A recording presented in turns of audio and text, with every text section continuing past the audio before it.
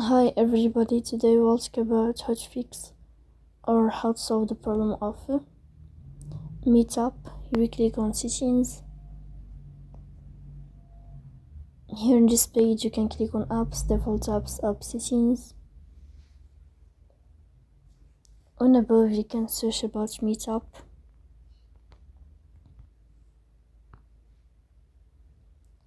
Then you can click on first stop and you can click OK. After that you'll enter to the window of storage. Here you can click on clear cache. Then you can go to Play Store. You will search about Meetup.